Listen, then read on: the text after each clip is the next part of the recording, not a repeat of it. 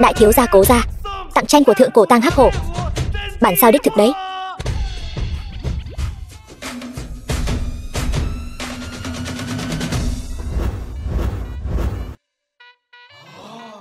Người ta nói rằng tranh của tang hắc hổ là vô giá. Đúng, tranh của tang hắc hổ. Nhanh lên, đưa đây tôi xem nào. Cố thiếu gia, Tô phụ thân, thật là hào phóng.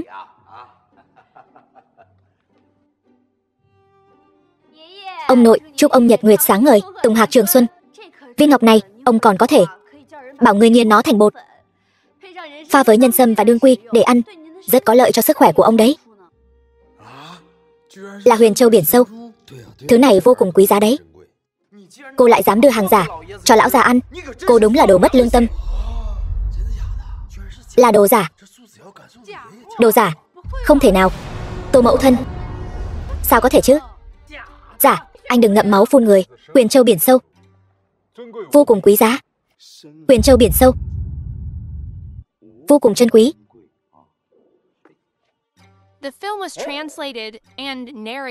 Cái thứ này bị phai màu sao? Dạ. Phai màu. Được lắm. Nhà đầu kia, chuyện này mà con cũng làm được. Đồ khốn kiếp.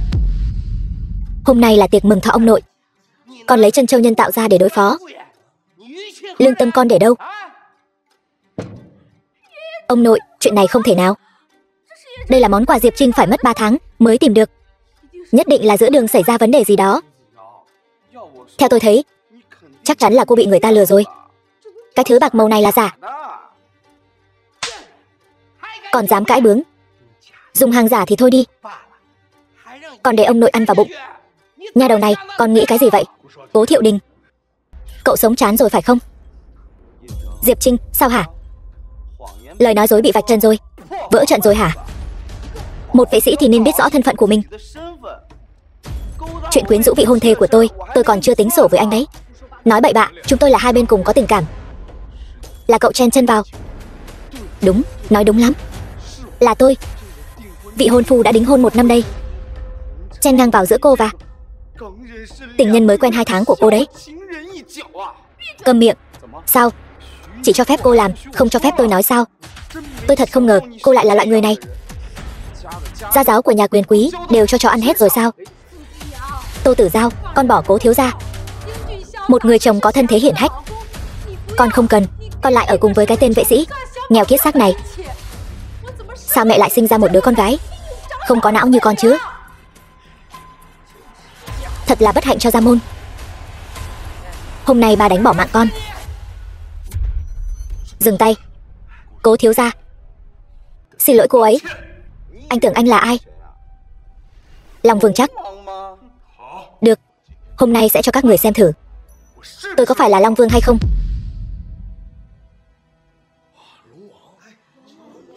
Để cho các người mở to mắt ra nhìn cho rõ. Là ai? Cái này chẳng lẽ là Long Vương lạnh sao? Đây là tín vật của Long Vương. Trong truyền thuyết,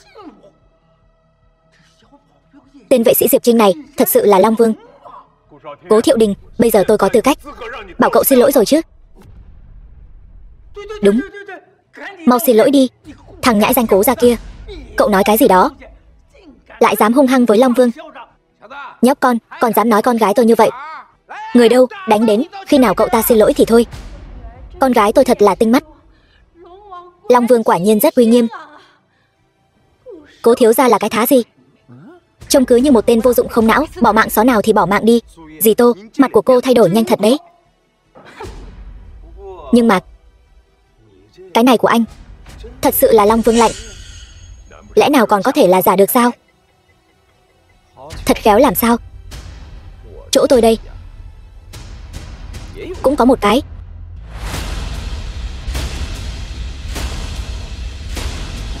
Long Ngọc thật giả. Không chỉ mình tôi có, tôi nhớ là người khác cũng có. Chú Lâm. Vâng, có phải chú cũng có một cái y hệt như vậy không? Thiếu gia có. Chúng tôi cũng có. Chiều nay thiếu gia đi quán ăn nhỏ uống trà, thấy hay nên mua mấy cái. Chú Lâm. Vâng, phát cho mỗi vị khách quý ở đây mỗi người một cái làm kỷ niệm. Vâng, thiếu gia. Diệp Trinh, Lấy cái đồ chơi rách nát mà cũng dám mạo danh Long Vương. Thủ đoạn của anh cũng được đấy. Đồ giả người đâu? Đuổi cái tên bảo vệ thối nát này ra khỏi Tô gia, không bao giờ được tuyển lại. Còn nữa, bắt luôn đứa cháu bất hiếu Tô Tử Giao này, nhốt lại cho tôi. Con nhà đầu thối tha, con bỏ Cố thiếu gia, người đàn ông tuấn tú phong độ ngời ngời, còn lại đi dây dưa với cái thằng lừa đảo hạ lưu này. Dì Tô, đỉnh nha. Thật thì không thể là giả được. Lát nữa sẽ có người đến chứng minh cho tôi. Ai chứng minh cho cậu chứ? Trấn thủ Thanh Long vệ Kinh Hải. Sao tôi nhớ cái vị trấn thủ Thanh Long vệ này ban ngày đã rời Kinh Hải rồi, đến Đô Thành để báo cáo công tác rồi. Chỉ cần có chút quan hệ xã giao là có thể nghe ngóng được. Mau đi xác minh. Ba, không cần xác minh nữa. Đúng như Cố thiếu gia nói, con đã đi qua vào buổi chiều rồi. Đúng là không có ở đó. Hỗn trướng, con còn chờ gì nữa? Mau lên, đánh đuổi nó ra ngoài cho tôi. Người đâu? Cố Thiệu Đình.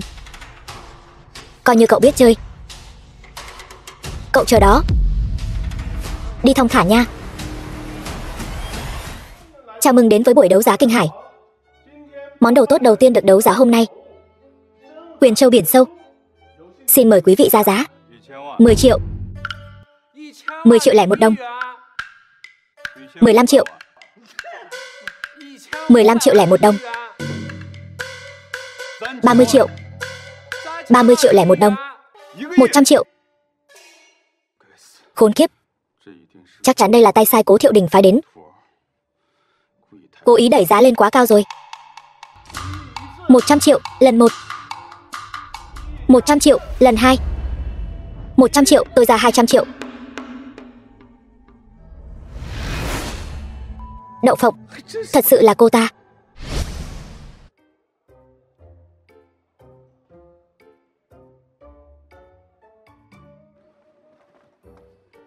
Mỹ nữ, cô đi một mình sao?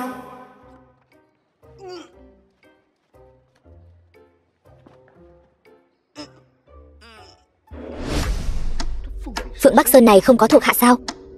Tại sao cứ phải phái cô ta đến? Cô gái này là ai vậy? Vệ binh Chu Tước dưới sự chỉ huy của Phượng Vương. Phượng Bắc Sơn. Băng Phượng. Bạch Vô Yêu. Bạch Vô Yêu, vệ binh Chu Tước.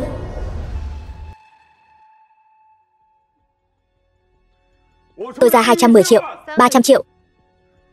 Long Vương đại nhân, thời gian quá ngắn, chúng ta chỉ có thể huy động được một số tiền nhất định, cậu có biết nếu để Phượng Bắc Sơn có được Huyền Châu biển sâu,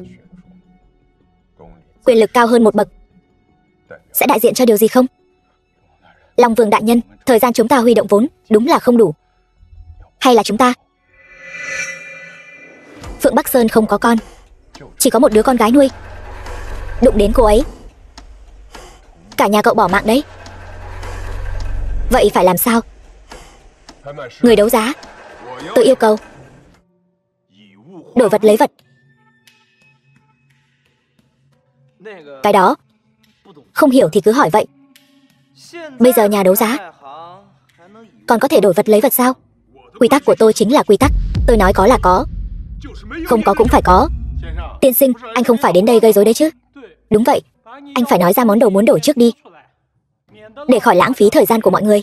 Đúng là cái gì có thể đổi được bảo vật trị giá 300 triệu vậy? Tôi thấy anh ta cố tình đến gây rối đấy. Thứ tôi muốn trao đổi là tinh thần vân thiết.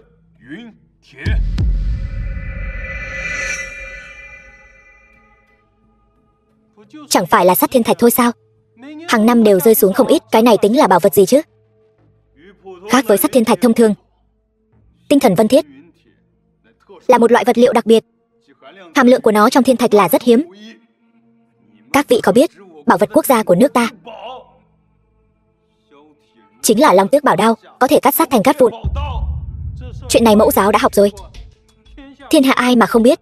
Đó là bảo vật quốc gia, vật phẩm duy nhất được chế tạo hoàn toàn bằng tinh thần vân thiết.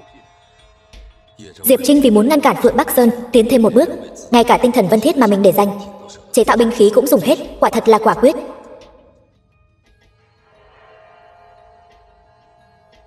Được rồi, chư vị, sau khi giám định, tinh thần vân thiết mà vị khách quý này trình lên là thật, giá trị ước tính khoảng 500 triệu.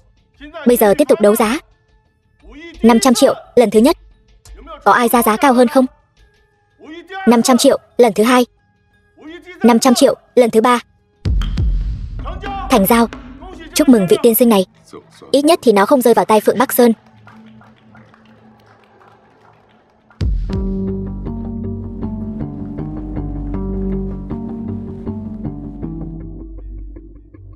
Hóa ra là Vương giám hộ. Vương giám hộ, cục giám sát Kinh Hải. Hôm nay các người đây là đang truy bắt nghi phạm sao? Có thể nói như vậy. Là vị tiên sinh Cố Thiệu Đình bên cạnh tôi đây, và quản lý điền của buổi đấu giá đã cùng nhau tố cáo, nói có người đã trộm viên huyền châu biển sâu của sàn đấu giá. Chúng tôi làm việc theo đúng quy trình. Trần tổng của tập đoàn Trần Thị có thể làm chứng. Diệp Trinh, sao anh lại vô liêm sỉ đến vậy? Anh mang một cái thẻ phế đi. Anh nói cho tôi biết, anh lấy gì để thanh toán vậy? Quét khuôn mặt bằng WeChat sao? Mặt anh có giá trị lớn vậy sao? Cố Thiệu Đình, cậu đang vu khống chúng tôi sao? Rõ ràng là chúng tôi trao đổi đồ vật. Trao đổi đồ vật? Anh có hồ sơ giao dịch không? Dù sao thì tôi cũng đã nhìn một vòng rồi, tôi cũng không thấy. Hay là chúng ta vào trong tìm thử? Cậu cái gì mà cậu? Tôi là ba anh đấy. Tên nhãi danh. Anh nói xem, anh có dám cho xem lịch sử giao dịch không? Đoán là tên nhãi danh như anh, y như kiếp trước, dựa vào thân phận Long Vương để quỵt nợ, lần này thì sập bẫy rồi chứ gì. Được. Vậy thì quá được rồi. Cũng hung hăng đấy. Chuyện này, Vương giám hộ, bây giờ mọi chuyện đã rõ ràng rồi. Có người đã lấy hàng của buổi đấu giá, nhưng lại không thể chứng minh là anh ta đã thanh toán. Vậy nên, mọi chuyện vẫn xin Vương giám hộ định đoạt. Đem tất cả đi. Khoan đã, mấy hôm trước tôi còn cùng Chu giám hộ của các người uống trà. Tôi nghĩ chuyện hôm nay chỉ là một sự hiểu lầm thôi. Anh dám lấy lãnh đạo uy hiếp tôi? Đương nhiên là không. Vương giám hộ, đồ vật có lẽ là vô tình rơi vào tay chúng tôi. Bây giờ chúng tôi nguyện ý dâng trả lại bằng cả hai tay. Anh xem thử thế nào, vô tình rơi. Anh coi Vương giám hộ là tên ngốc chắc. Người đâu, bắt lấy, xem ai dám chống lại cục giám sát. Cậu muốn bỏ mạng sao? Cục giám sát không xứng đáng để tôi chống lại. Bái kiến Long Vương. Thanh Long vệ, không sai, chính là Thanh Long vệ. Mau bắt lấy cho tôi. Chờ một chút. Thanh Long vệ nhìn thấy Long Vương lạnh, cũng như nhìn thấy chính Long Vương.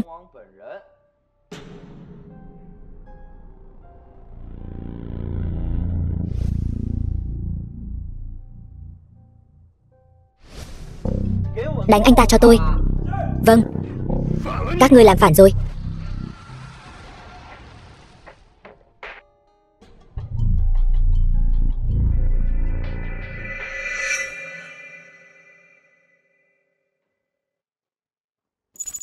Biệt thự Cố Thiệu Đình. Giật cả mình. Giao ra đây. Giao cái gì chứ? 500 triệu huyền châu biển sâu, tôi biết ở chỗ anh. Đưa nó cho tôi. Dựa vào cái gì mà đưa cho cô? Đây là nhà của tôi. Cô đang ở bất động sản tư nhân. Hoặc là giao dịch, hoặc là bỏ mạng. Chọn một đi. Cô chọn WeChat hay Alipay? WeChat. Tôi nói đùa thôi, điện thoại cũng không chuyển được 500 triệu. Cô cũng thật là quá thật thà rồi. Đùa tôi sao? Chẳng phải là không khí căng thẳng quá sao? Tôi chỉ muốn làm dịu bầu không khí thôi. Các người từ xa xôi đến Kinh Hải chính là vì huyền châu biển sâu. Vậy thì nó chắc chắn rất quan trọng với các người. Thì sao chứ? Tôi không quan tâm thân phận của các người. Tôi chỉ muốn biết các người với Diệp Trinh rốt cuộc là địch hay bạn. Khi quốc gia gặp nạn, chúng ta là bạn. Bây giờ là địch. Chấp niệm duy nhất của tôi trong cuộc đời này chính là tiêu diệt Long Vương. Anh ta đối xử tệ bạc với cô sao? Ngủ với nhau rồi. Tôi đưa. Đừng giở cho gì. Thật sự là tôi và Diệp Trinh có hận vì anh ấy cướp vợ tôi, hận tan cửa nát nhà. Tôi hận không thể lấy mạng anh ta, cho nên muốn cùng các người liên thủ. Viên huyền châu biển sâu này tôi tặng cô đó. Anh là muốn cùng chúng tôi hợp tác. Đúng vậy, anh không xứng. Nhưng nếu chỉ tính riêng mình tôi nợ anh một ân tình. Các vị thúc bá, lão gia tử bị bệnh rồi, cho nên chuyện của tập đoàn tạm thời do tôi đến quản lý. Ngô Khánh Niên, quản lý cấp cao tập đoàn Cố Thị. Các vị đều là người nhìn tôi lớn lên, tôi cũng không nói nhiều nữa. Những công ty đã hợp tác với chúng ta trước đây mà vi phạm hợp đồng, bây giờ lập tức khởi kiện toàn bộ. Cố thiếu gia, tuyệt đối không thể. Quản lý Ngô, có gì không thể? Hơn chục nhà xưởng, nếu như trở mặt với bọn họ, sẽ gây bất lợi lớn cho sự phát triển của công ty chúng ta. Quản lý Ngô, ông hồ đồ rồi. Bọn họ bây giờ nắm thóp chúng ta, nâng giá thu mua, chẳng phải là trở mặt sao? Cố thiếu gia, tôi đây là trưởng bối của cậu. Khi tôi cùng ba cậu gây dựng sự nghiệp, cậu còn chưa ra đời đâu. Dựa vào cái gì mà cậu nói tôi? Ngô Khánh Nghiên, ông là cái thá gì mà làm trưởng bối? Chú Lâm, có. Ngô Khánh Nghiên 3 năm trước đến công ty Thanh Quang nhận hối lộ 2 triệu. 2 năm trước đến công ty Thành Nội nhận hối lộ 3 triệu. 2 năm trước, cậu cái gì mà cậu? Có phải ông muốn nói những người đó đều đã được ông thu xếp ổn thỏa rồi? Vì sao tôi lại biết? Ông đoán xem. Cố thiếu gia, chúng ta cùng thương lượng một chút. Những khoản tiền này tôi đều sẽ bù lại. Ngô Khánh Nghiên, lão già khốn kiếp. Lão gia nhà tôi coi ông là anh em, ông lại coi lão gia nhà tôi là kẻ ngốc, có phải không? Còn thương lượng với chân bà nội ông đi. Lôi ông ta ra ngoài cho tôi. Cố thiếu gia, cho tôi thêm một cơ hội nữa. Cho tôi thêm một cơ hội nữa. Cố thiếu gia, cố thiếu gia. Hiện tại còn ai phản đối không? Rất tốt. Bộ phận quan hệ công chúng lập tức hành động. Vụ kiện mấy chục công ty này lập tức làm cho dậy sóng lên. Tôi muốn cả Kinh Hải này đều biết, cho bọn chúng thân bại danh liệt. Cố thiếu gia, nếu làm như vậy, chúng ta sẽ mất nhà đầu tư. Vậy thì trong thời gian này, yên tâm, tôi đã sớm tìm được người thay thế rồi.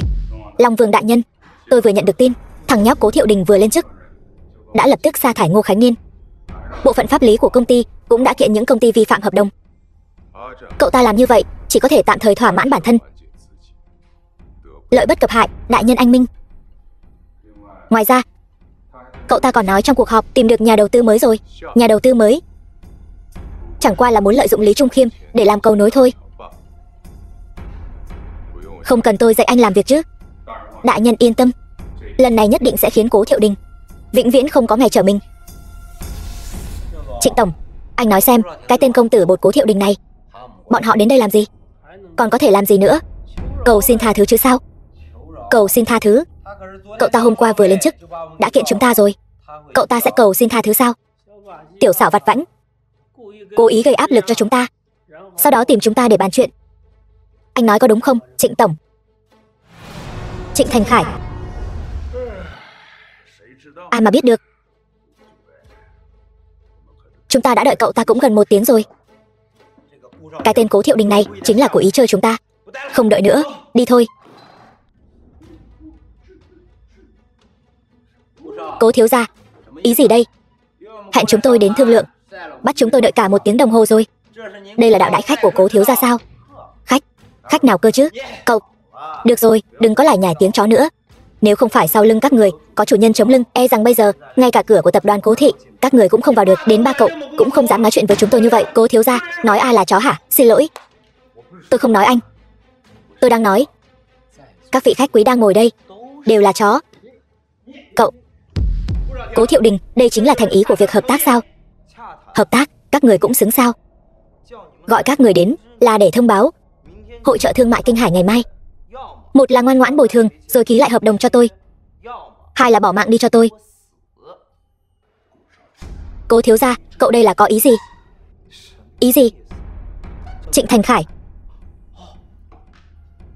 không phải anh đến đây để thăm dò tin tức, sau đó về báo cáo lại cho chủ nhân của anh đấy chứ? Cố Thiệu Đình, cậu muốn bỏ mạng sao? Trịnh Thành Khải, tôi thấy anh chán sống rồi đấy. Chú Lâm, lên. Không phải, lấy đồ ra. Đồ.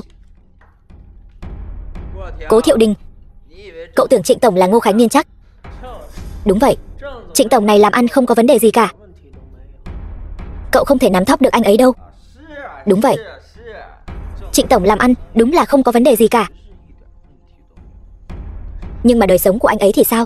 Trong giới ai mà không biết. Trịnh tổng nhà chúng ta có một bà. Đúng, chính là bà Trần. Nhà Trịnh tổng có một bà Trần. Công ty của anh ta là do ba vợ để lại đấy. Anh ta chỉ là một thằng làm thuê thôi. Trịnh Thành Khải, anh và chị dâu kết hôn bao nhiêu năm rồi, vẫn chưa có con. Nhưng bên ngoài, ông không chỉ bao nuôi một tình nhân, Chuyện này nếu để chị dâu biết được thì cô ta có thể sẽ... Cố thiếu gia, có chuyện gì từ từ thương lượng. Trịnh tổng, anh biết không, tôi là một người luôn hào phóng với bạn bè.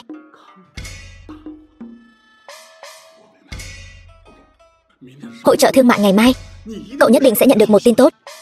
Thật không? Nhất định. Vậy tôi mong nhận được phản hồi từ anh đấy.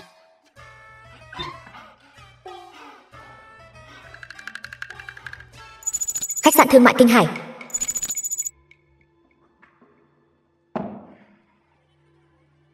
Cố Thiệu Đình, chúng ta lại gặp nhau rồi.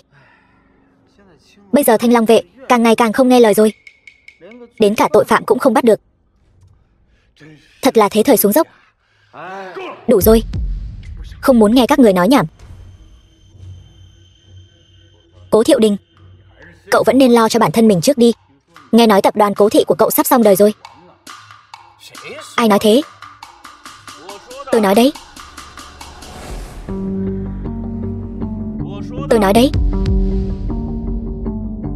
Không phải hôm qua Trịnh tổng bị Cố thiếu gia uy hiếp sao? Sao hôm nay anh ấy lại như vậy? Tôi còn đang tưởng là ai, thì ra là Trịnh tổng. Xem ra Trịnh tổng đã đưa ra lựa chọn rồi nhỉ? Không sai. Vậy Trịnh tổng đã nghĩ đến hậu quả chưa? Hậu quả? Trịnh Thành Khải tôi còn sợ cậu chắc. Một ngày trước, cái loại bùn nhão chết không lên tường. Thưa ngài, tôi cũng không ngờ. Rõ ràng tôi đã giấu kỹ như vậy rồi, vậy mà lại bị...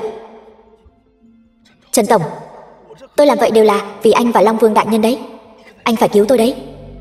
Được thôi, chuyện này tôi sẽ đi nói với Long Vương đại nhân. Anh không cần phải lo. Thật sao? Vớ vẩn. Anh cứ làm tốt việc của anh là được. Vâng. Cố Thiệu Đình, cậu ngoài việc dùng mấy tấm ảnh rách đó uy hiếp tôi, cậu còn thủ đoạn nào nữa không? Xem ra là có chủ tử ném đá dò đường rồi. Chó tốt. Chó tốt cậu. Tôi xem cậu giữ cái miệng thối cậu được bao lâu. Tập đoàn Cố Thị không có vốn đầu tư, bỏ mạng chắc. Tiểu Diệp Tử, anh tìm đâu ra con chó càng ngày càng ngốc thế? Cố Thiệu Đình, cậu bớt đứng đó mà ăn nói sằng bậy đi. Lần này xem ông đây chơi bỏ mạng cậu như thế nào. Chơi bỏ mạng tôi, chỉ dựa vào anh, tôi sẽ cho lũ hề các người biết thế nào là địa ngục. Chỉ dựa vào cậu, không chỉ có tôi, còn có tôi. Không ngờ là Phùng tổng. Nếu Cố Thiệu Đình đã thực sự tìm ông ta đến đây, vậy chúng ta phải làm sao? Tôi cũng không biết. Phùng Kiến Hoa, anh muốn ủng hộ Cố Thiệu Đình. Trần tổng, vị này chính là ân sư của tôi, Phùng Kiến Hoa, tổng giám đốc tập đoàn Phùng Thị. Lý Trung Khiêm, ông già rồi nên mắt nhìn người ngày càng kém vậy sao? Một tên công tử bột như Cố Thiệu Đình, ông lại giúp cậu ta? Đơn giản là tự hủy thanh danh. Trần tổng, lời này sai rồi. Tôi chỉ là đánh giá cao sự hợp tác giữa Cố thiếu gia và Phùng Kiến Hoa thôi. Chỉ là hợp tác làm ăn thôi, không có chuyện giúp hay không giúp ai cả. Hơn nữa, chúng ta làm tài chính mà. Lúc mới vào nghề, mặt mũi đã vứt sang một bên từ lâu rồi. Làm gì còn chuyện tình ái hay không tình ái nữa. Chỉ là giãy giụa vô ích thôi. Anh hiểu cái gì chứ? Cố Thiệu Đình, anh có thể rộng lượng hơn chút được không? Chuyện của tập đoàn Cố Thị các người thì có liên quan gì đến Diệp Trinh chúng tôi chứ? Tô Tử Giao, cô có thể rộng lượng hơn chút được không? Chuyện của tập đoàn Cố Thị chúng tôi thì có liên quan gì đến cô chứ? Anh, con, sao con lại nói chuyện với Cố thiếu gia như vậy? Mau chóng xin lỗi cậu ấy đi. Bác Tô, chuyện này Tử Giao không cần. Ở đây có chỗ cho cậu nói chuyện sao? Cậu phải hiểu rõ thân phận của mình. Cậu chỉ là một vệ sĩ, làm tốt việc của cậu đi. Mau chóng xin lỗi đi. Cố thiếu gia, xin lỗi. Cố thiếu gia, cậu xem, Tiểu Giao đã xin lỗi rồi. Việc hợp tác giữa chúng tôi và tập đoàn Cố Thị. Hợp tác? Tập đoàn Cố Thị sống sót trước đã rồi nói. Trần tổng, anh nằm mơ giữa ban ngày đấy sao? Cậu sẽ biết ngay thôi. Lần này tôi đến Kinh Hải, đối tượng hợp tác là tập đoàn Trần Thị.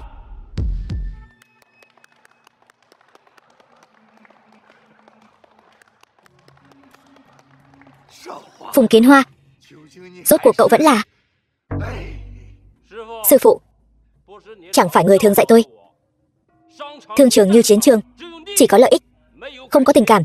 Đúng, chỉ tiếc là cậu đã chọn sai đường rồi. Lý Trung Khiêm, tâm trạng của anh cũng không tệ nhỉ? Đã sắp chạm đáy rồi mà vẫn có thể bình tĩnh như vậy. Không biết vị đối tác này của anh còn có thể giữ vững được không?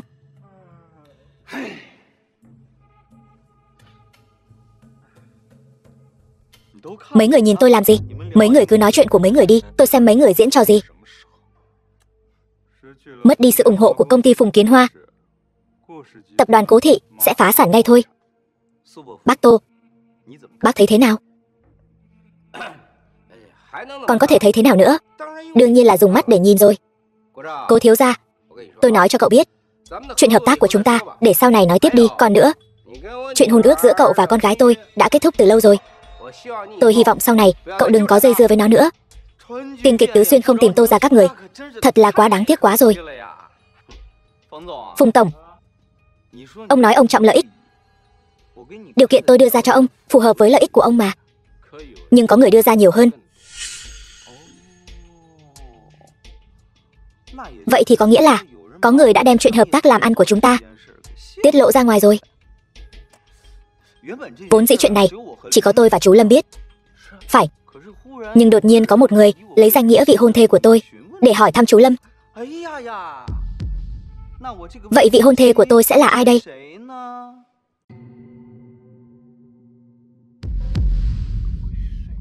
Cố Thiệu Đình, tôi nói cho cậu biết, đừng cố kết giao với tôi, không có tác dụng đâu. Tiểu Giao nhà chúng tôi, một cô gái thuần khiết biết bao, sao có thể chạy đến công ty của cậu để đánh cắp thông tin được? Tô tổng, lần này tôi đến Kinh Hải chủ yếu là để hợp tác với tập đoàn Trần Thị. Ngoài ra còn có Tô ra các người. Người liên lạc với tôi chính là con gái của anh.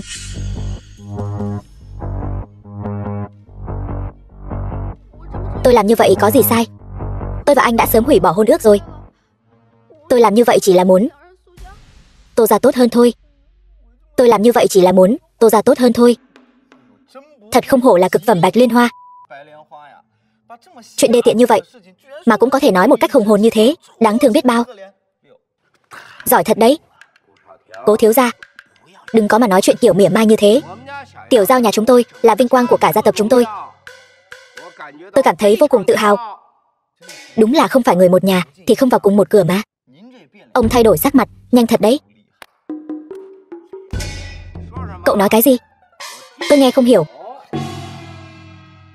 Cố Thiệu Đình, cậu đừng có ở đây làm nhảm nữa. Tôi khuyên cậu tốt nhất nên suy nghĩ cho kỹ đi. Tập đoàn Cố Thị của các người phải làm sao đây? Cậu ta còn làm sao được nữa, chỉ còn nước chờ bị công ty đuổi việc thôi. Tiểu Diệp Tử, tay sai của cậu thật sự ồn ào quá rồi đó. Tâm lý của cậu tốt thật, khiến tôi có chút bất ngờ đấy. Nhưng tôi muốn biết, cậu có thể chống đỡ được đến khi nào? Anh sẽ không thật sự nghĩ rằng tôi sẽ bị ảnh hưởng bởi tên này đấy chứ? Tôi bình tĩnh như vậy mà anh không nhìn ra sao? Diễn, cậu cứ diễn tiếp đi. Không phải chứ? Đến nước này rồi, cậu sẽ không còn nghĩ đến chuyện lật kèo chứ? Không thử sao biết được.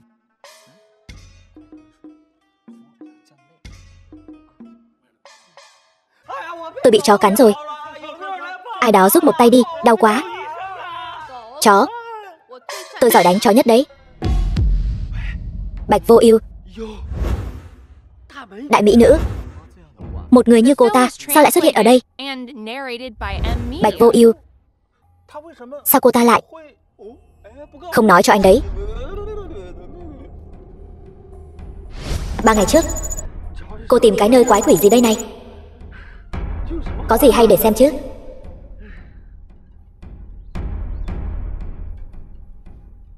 Được rồi, tôi tìm cô có việc. Nói, tôi cần cô giúp tôi.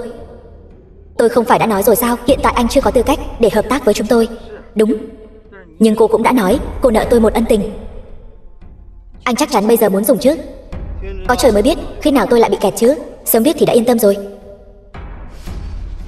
Cố Thiệu Đình và Cố gia, tôi bảo kê, mấy người có ý kiến gì không? Phượng Bắc Sơn, Diệp Trinh, Mặt có đau không hả?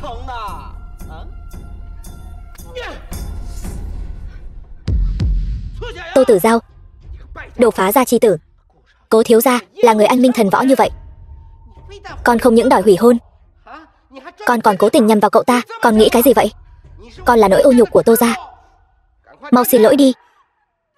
Ba cái gì ba? Tôi không phải ba của cô. Tôi nói cho cô biết, nếu Cố thiếu gia hôm nay không tha thứ cho cô đừng hòng bước chân vào cửa Tô gia nữa. Cố thiếu gia, vừa rồi cậu cứ coi như không nghe thấy gì đi. Không thấy cái gì cả. Đều là do con gái tôi. Nó bị choáng váng rồi. Cậu đừng vội, tôi bây giờ sẽ bảo nó xin lỗi cậu. Còn không mau xin lỗi đi. Không cần xin lỗi. Không cần xin lỗi đâu. Ý của tôi là cô không xứng. Xin lỗi. Xin lỗi anh. Đi đâu? Đi đâu? Cố Thiệu Đình, cậu đáng bỏ mạng. Trần tổng, anh không thể đi mà. Vậy bây giờ tôi phải làm sao đây? Các người tự cầu phúc đi. Trần Thiên Hưởng, lúc đầu anh đã nói như thế nào? Chúng ta sẽ không có chuyện gì đâu, ngược lại còn có thể kiếm đậm một khoản. Không sai, là tôi nói. Vậy thì sao? Tôi tùy tiện nói vài câu, anh liền vi phạm hợp đồng. Anh là đồ ngốc sao? Anh, tôi đỉnh lắm đấy. Cảm ơn, trả ân tình thôi. Tiệc riêng đã chuẩn bị xong rồi. Đi thôi. Cố thiếu gia, xin hãy cho tôi một con đường sống. Được thôi. Thứ nhất, tôi có thể không kiện các người, nhưng tiền bồi thường hợp đồng một xu cũng không thể thiếu. Trong vòng 3 ngày giao ra cho tôi. Được. Thứ hai, các người đẩy mấy con dê tế thần ra đây. Chẳng lẽ vi phạm hợp đồng mà không ai bỏ mạng sao? Vậy mặt mũi Cố Thiệu Đình tôi để đâu, đúng không? Đúng, thiếu gia. Lão Trịnh, chỉ có mấy người các người thôi đấy. Trong vòng 10 ngày phải phá sản. Nếu không, không chừa một ai. Cố Thiệu Đình, gan bé như cá giếc, hôm nay cậu nhất định phải bỏ mạng. Dừng tay, thiếu gia. Chú Lâm, chú Lâm, chú không sao chứ? Chú đừng dọa cháu mà chú Lâm. Diệp Trinh, anh lại dám động thủ ở nơi công cộng. Tứ đại quy tắc tử vong anh quên rồi sao? Đây đều là do tên họ Cố tự chuốc lấy. Cô đừng vội. Phượng Vương, tôi đi tìm anh ta. Tôi không tự chăm sóc được, chú phải sống để tự mình chăm sóc tôi chứ, chú Lâm.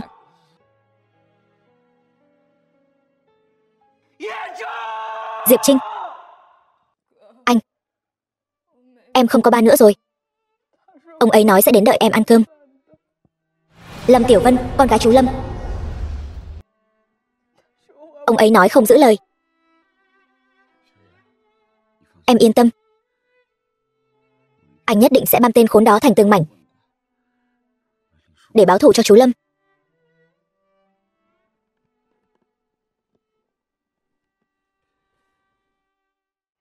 Tìm tôi có chuyện gì? Cô cũng biết mà, mấy ngày nay nhà tôi có chút chuyện, còn chưa kịp cảm ơn cô. Cho nên tôi biết cô ở bên Phượng Vương không thiếu thứ gì. Tôi cũng không biết mua gì. Đây là một chút lòng thành.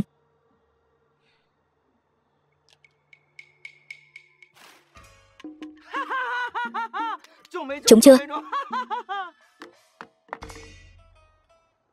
Tôi chỉ cảm thấy đại mỹ nữ như cô nên cười nhiều hơn.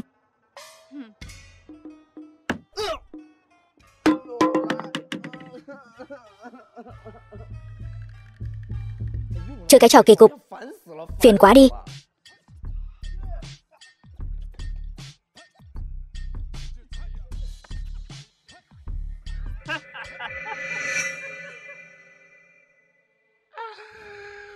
Cố thiếu gia, mấy ngày không gặp cậu, tôi nhớ cậu quá đi. Anh nhận nhầm người rồi. Dù cậu có hóa thành tro, tôi cũng nhận ra cậu. Bây giờ dù lấy mạng tôi, Kết cục của anh cũng như vậy thôi, thậm chí còn thảm hơn bây giờ. Anh nên suy nghĩ kỹ đấy. Chỉ cần cậu bỏ mạng, tôi có thể lấy lại tất cả. Lấy mạng cậu ta cho tôi.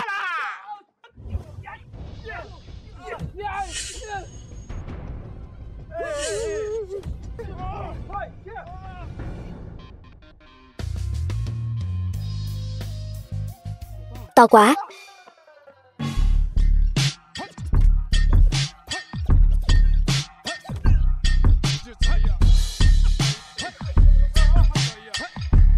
Cậu muốn làm gì? Nói, ai phải anh tới? Thường thì loại người này rất cứng đầu. Cứng đầu hả? Tôi cho ông giải khát một chút. Không, tôi không khát. Tôi nói. Phùng Kiến Hoa, ông ấy tìm tôi, nói Trần Thiên Hưởng không đáng tin, muốn hợp tác với tôi, nhưng cậu phải bỏ mạng, cho nên anh tin ông ta. Trong đầu anh toàn là phân sao. Cố thiếu gia, ông ta nói gì anh cũng tin, có phải không? Yên tâm mà bỏ mạng đi. Trịnh Thành Khải, Phùng Kiến Hoa, bọn họ cũng sẽ đi cùng anh thôi. Ở dưới chờ bọn họ đi. Được rồi, đừng diễn nữa. Tay của anh mà không chữa trị thì sẽ bị phế đấy. Đi. Cởi đồ ra đi. Biệt thự Cố Thiệu Đình. Cô không định làm gì tôi chứ? Làm gì là làm gì, tôi giúp anh nắn xương. Nhanh lên đi. Nhẹ thôi nha, tôi sợ đau.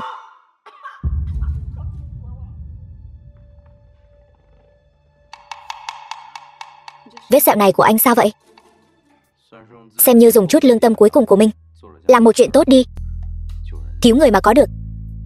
Chút lương tâm cuối cùng là có ý gì? Khi những người xung quanh ai cũng đang tính kế cô, chỉ có vài người thật lòng đối tốt với cô cũng sẽ lương tâm cắn rứt thôi. Hối hận không? Hối hận gì chứ? Hối hận vì đã cứu người đó không? Có gì mà hối hận hay không chứ? Cứu rồi thì thôi. Nói ra thì chỉ là có một chút tiếc nuối nhỏ. Tiếc nuối gì? Người tôi cứu lúc đó là một cô gái, bây giờ chắc cũng trạc tuổi tôi rồi.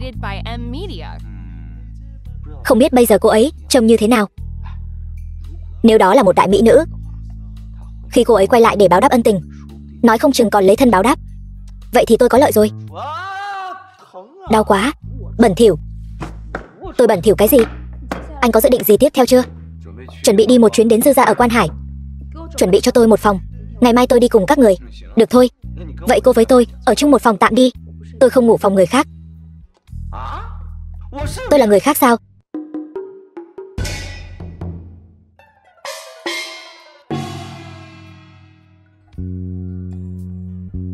Em rốt cuộc cũng tìm được anh rồi. Nhà hàng Tụ Hương Viên ở Quan Hải. Anh, tại sao chúng ta lại đến Quan Hải? Em ở Cố gia học lâu như vậy, đoán thử xem. Tô Tử Giao và Diệp Trinh muốn đến kêu gọi sự giúp đỡ. Dư gia ở Quan Hải thế lực hùng mạnh, nhưng lại không đứng về phe nào cả. Cho nên, với tính cách của anh là muốn đến ngăn cản bọn họ. Tô gia lại dám phái Tô Tử Giao đến trèo cành cao của Dư gia ở Quan Hải này. Thật là ý nghĩ kỳ lạ. Nhưng mà anh, mục tiêu của Tô gia là con nuôi của Dư lão gia. Chắc là cũng không khó đâu nhỉ. Dư lão gia có 18 con nuôi. Người ông ấy coi trọng nhất là người trẻ tuổi nhất, khó dây dưa nhất. Dư Liệt, Cố Thiệu Đình, ở sau lưng nói xấu người khác thì cẩn thận một chút. Phùng Kiến Hoa, lỗ tai nào của ông nghe thấy tôi nói xấu sau lưng người khác? Cố Thiệu Đình, cậu đã bị bắt quả tang rồi, còn ở đó rảo biện. Tài ăn nói hàm hồ này của cậu cuối cùng cũng được chứng kiến. Để tôi nói, tầm mắt của ông cũng chỉ có chút như vậy. Cậu có ý gì? Ông quan tâm tôi làm gì? Cố Thiệu Đình, Cố huynh, đúng không? Dư Liệt, thiếu gia Dư gia ở Quan Hải. Anh đúng là rất đặc biệt. Nói đi, anh muốn giải thích thế nào? Giải thích không tốt. Cẩn thận cái mạng nhỏ của cậu. Đồ đáng ghét nhà anh, sao đâu cũng có anh vậy? Diệp Trinh, chó nhà cậu đổi họ rồi sao? Cố Thiệu Đình, cậu đừng chuyển chủ đề. Dư lão đệ, Như vậy đi, nếu như hôm nay tôi giải thích không khiến cậu vừa lòng, tôi nên xin lỗi thì xin lỗi, nên tạ tội thì tạ tội. Nhưng nếu như tôi giải thích khiến cậu vừa lòng, nếu như anh giải thích khiến tôi vừa lòng, tôi hôm nay chỉ gặp một mình anh Cố Thiệu Đình. Thập bát thiếu gia, thành giao. Tôi nói Dư lão đệ khó đối phó, đó là bởi vì Dư gia giàu có và quyền lực. Nếu như không có chút thủ đoạn, sao có thể được Dư lão gia coi trọng chứ? Thậm chí kế thừa cái gia nghiệp lớn như vậy. Cái từ đối phó đối với những dân đen ngoài chợ này chính là bị ổi. Nhưng đối với Dư lão đệ mà nói, chứng minh Dư lão đệ thủ đoạn rất cao, thành phủ quá sâu. Có chút thú vị. Lời giải thích này tôi rất hài lòng. Vậy các người nên làm gì thì làm đó đi. Thập bát thiếu gia, sao bây giờ ở Quan Hải lời tôi nói không có tác dụng sao? Không, thập bát thiếu gia, tôi không có ý đó. Dư Liệt đúng không? Nếu tôi nhất quyết muốn vào thì sao? Một tên vệ sĩ nhỏ bé, không biết anh lấy dũng khí từ đâu ra. Nếu anh nhất quyết muốn vào, chính là đối đầu Quan Hải, không cho Dư Liệt tôi chút mặt mũi nào. Vậy nếu là Thanh Long vệ trấn thủ Đông Phương Hùng, Dư tiên sinh có thể nể mặt chút không? Ở phía đông tôi đương nhiên sẽ tránh. Có điều nơi này là phía tây Quan Hải, người của Long Vương liên quan gì đến tôi? Cậu đã đạt được mục đích ly gián. Tôi muốn ly gián. Nếu tôi muốn ly gián, khoảng cách này còn cách mục tiêu của tôi hàng trăm dặm, ngàn dặm xa xôi đến Quan Hải. Ngoài việc ngăn cản tôi và Dư gia hợp tác, còn có thể có mục đích gì khác.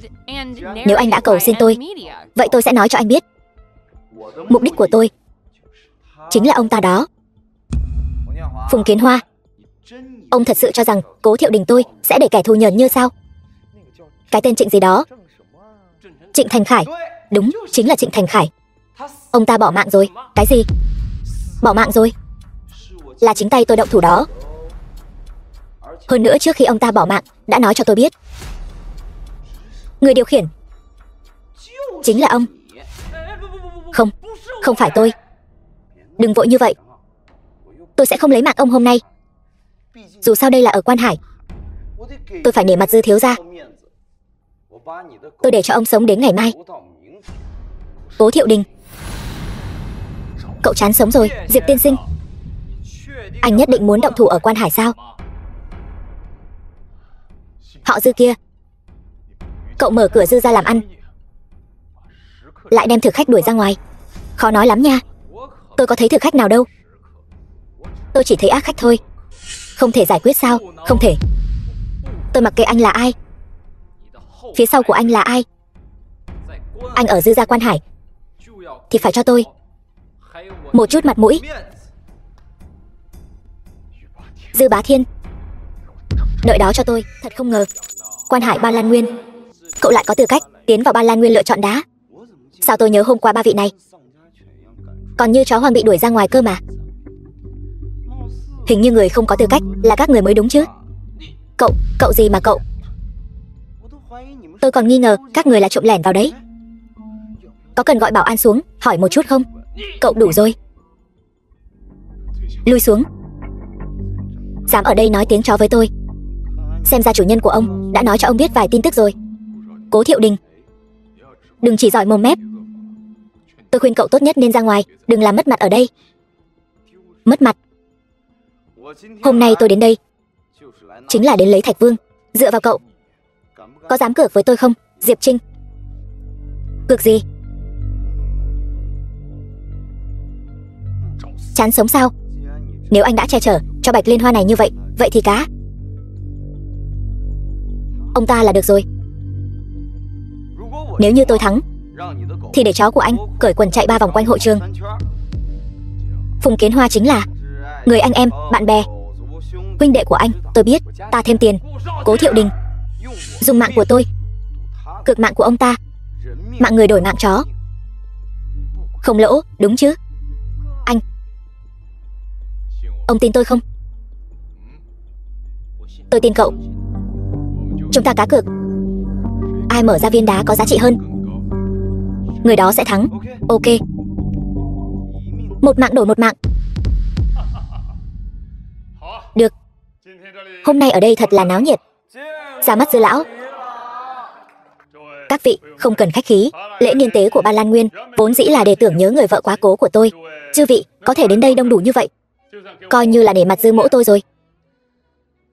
Chư vị vui là được.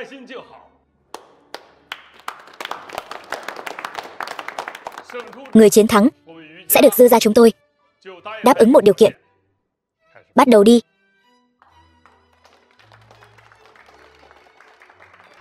Chư vị, quy tắc vẫn giống như những năm trước. Người chọn viên đá có giá trị cao nhất có thể đưa ra một yêu cầu với bà nuôi của tôi, và yêu cầu đó phải hợp lý. Lựa chọn đá bây giờ bắt đầu. Cố Thiệu Đình, mọi người đều đã lựa chọn. Sao cậu còn đứng nguyên tại chỗ? Sao? Đợi đến khi chọn hết đá rồi, cậu sẽ tìm lý do để quỵt nợ sao? Nực cười. Các người như vậy cũng gọi là chọn sao? Có hiểu hay không vậy hả? Cậu thì hiểu sao? Diệp tiên sinh năm đó đã lập kỷ lục giá cao nhất kể từ khi thành lập Hội đá Nam Giang. Cậu thì sao? Chơi mấy lần rồi?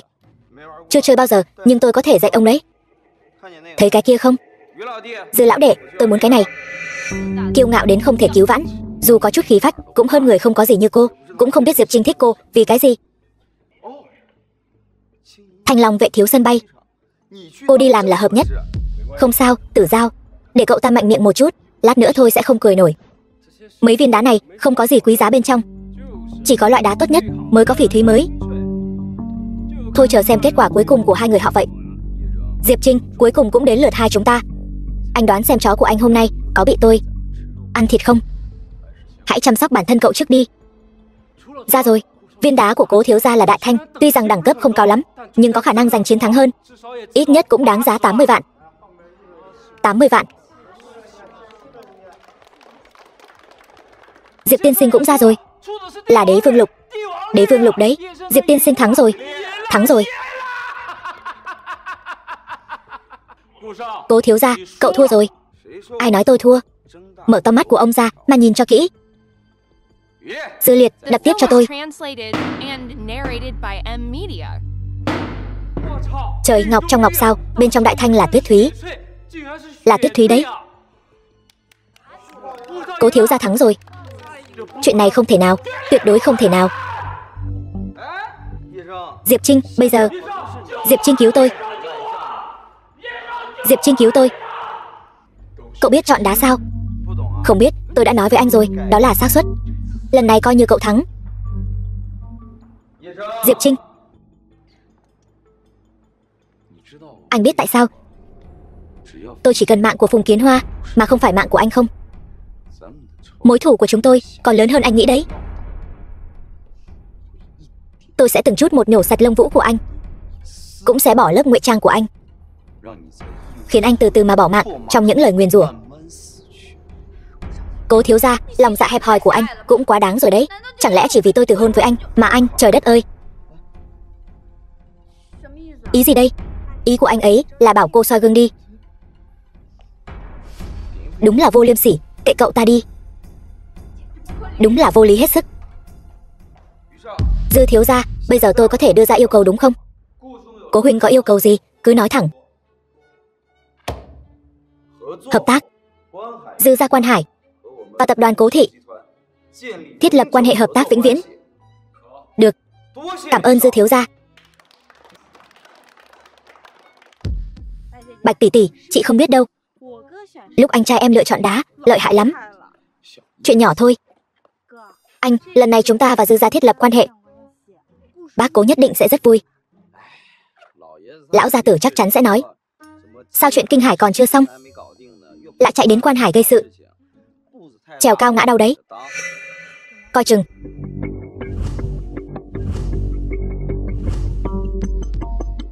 Tôi cản bọn họ lại. Các người mau đi. Anh, không được.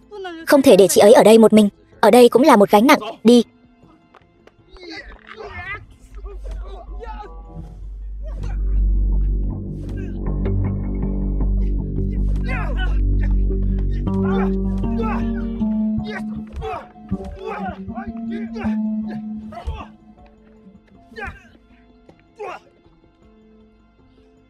Không sao chứ Tiểu Vân. Vô yêu. Đây là vô yêu, vô yêu. Cô không sao chứ? Vô yêu, vô yêu. Ngụy đại phu, cô ấy thế nào rồi? Cố thiếu gia, anh đừng vội, tình hình của bệnh nhân tạm thời chưa rõ. Chỉ là cái gì? Cậu nói đi. Bệnh nhân đã phải chịu một đòn quá nặng, cực kỳ hung ác. Phải có Thiên Sơn Tuyết Liên tuổi đời trên 100 năm mới có thể chữa bệnh. Với tay nghề của tôi, tạm thời chỉ có thể bảo đảm trong vòng 5 ngày sẽ không sao. Trong vòng 5 ngày, tôi sẽ mang Thiên Sơn Tuyết Liên về. Nhưng mà Cố thiếu gia, Thiên Sơn Tuyết Liên trăm năm này là một thứ cực kỳ hiếm có, không phải dễ dàng có được đâu. Yên tâm, tôi có cách. Kiếp trước, sau nửa tháng nữa Cát Xuyên Hàn gia sẽ tung tin về Thiên Sơn Tuyết Liên trăm năm. Tính theo thời gian, vậy hoa tuyết liên kia hẳn là ở Hàn gia. Yên tâm, tôi nhất định sẽ mang hoa tuyết liên về cứu cô. Mau khỏe lại, tôi còn chờ cô lấy thân báo đáp đó.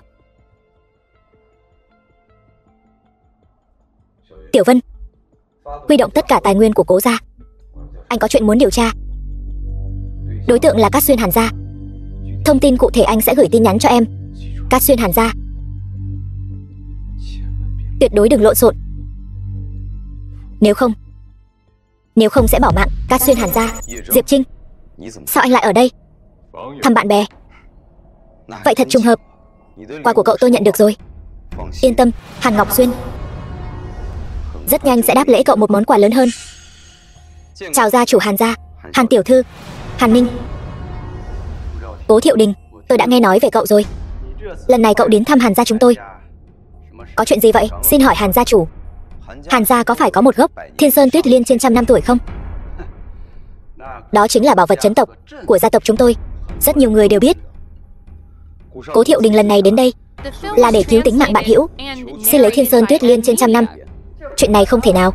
Ninh Nhi, Cố Thiệu Đình, cậu có biết Thiên Sơn Tuyết Liên 100 năm đó trân quý đến mức nào không? Tôi nguyện dốc hết tất cả của mình. Cậu đã nói như vậy, vậy tài sản Cố gia các cậu đều thuộc về tôi. Tôi xin dâng toàn bộ. Thật sao? Vậy tôi phải xem cậu có bao nhiêu thành ý. Như vậy đi, cậu quỳ xuống học vài tiếng chó sủa. Sao? Chút thành ý này cậu cũng không muốn thể hiện sao? Vậy làm sao tôi tin được cậu sẽ đem toàn bộ tài sản cho tôi? Có phải chỉ cần tôi quỳ xuống anh sẽ đồng ý? Đương nhiên không đơn giản như vậy. Tôi vừa mới nói rồi, tôi xem cậu có bao nhiêu thành ý. Nếu cậu có thành ý, tôi có thể cân nhắc. Thì ra là vậy. Nếu đã như vậy, vậy Hàn gia các người cứ chờ bỏ mạng đi. Cậu nói cái gì? Cầu xin không thành, cậu đổi thành uy hiếp rồi.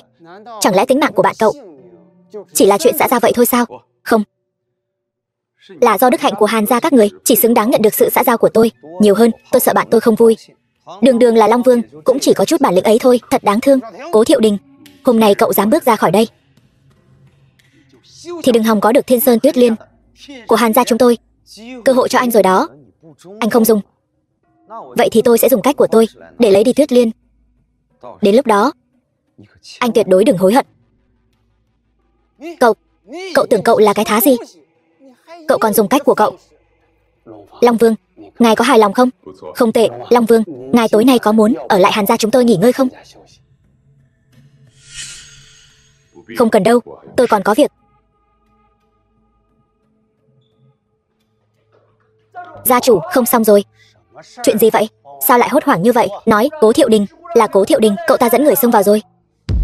Cậu nói cái gì? Cố Thiệu Đình, cậu đúng là điên cuồng. Điên cuồng. Hàn Ngọc Xuyên, đến mặt anh cũng không cần nữa rồi. Gia chủ Hàn gia, Hàn Ngọc Xuyên, sau khi tông bỏ mạng 4 người thì bỏ trốn, để tiêu hủy chứng cứ, lấy mạng cả nhà 3 người làm nhân chứng, trong đó bao gồm cả một đứa bé 3 tháng tuổi. Trưởng tử Hàn Thông lạm dụng vài chục người phụ nữ. Thứ tử Hàn Vĩ thích giày vò người làm và khiến hơn 30 người tàn phế suốt đời. Dừng lại, đừng đọc nữa. Giả, toàn bộ là giả. Giả, cả 18 người Hàn gia các người, ngoại trừ Hàn Ninh thì các người đều đáng bỏ mạng. Các người mới là ung nhọt của xã hội này. Cố Thiệu Đình, cậu bớt giả tạo đi. Cậu căn bản không phải thay trời hành đạo. Cậu chỉ muốn có được Thiên Sơn Tuyết Liên của Hàn gia chúng tôi. Đúng vậy, cậu. Tôi cũng không nói tôi là người tốt. Tôi là một kẻ phản diện đấy.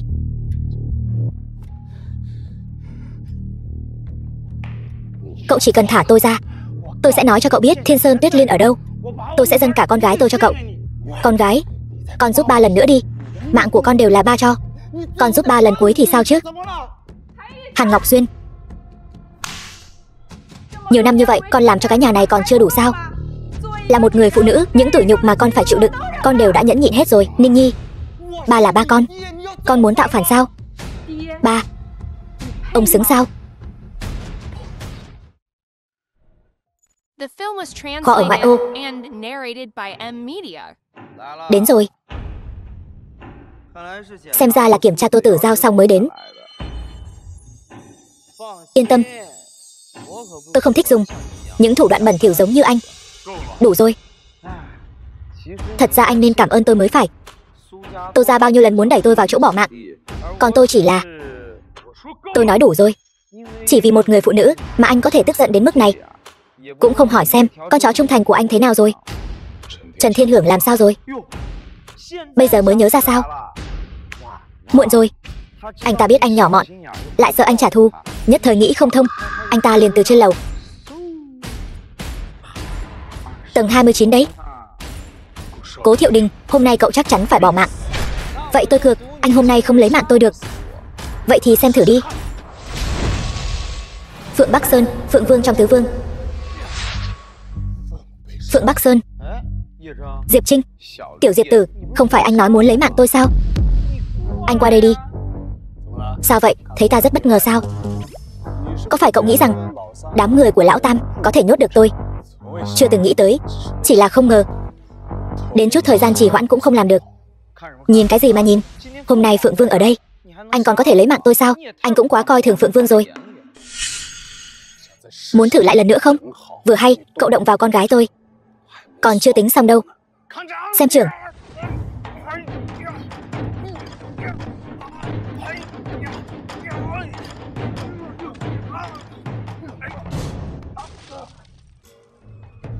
Trở về đi, có tôi ở đây.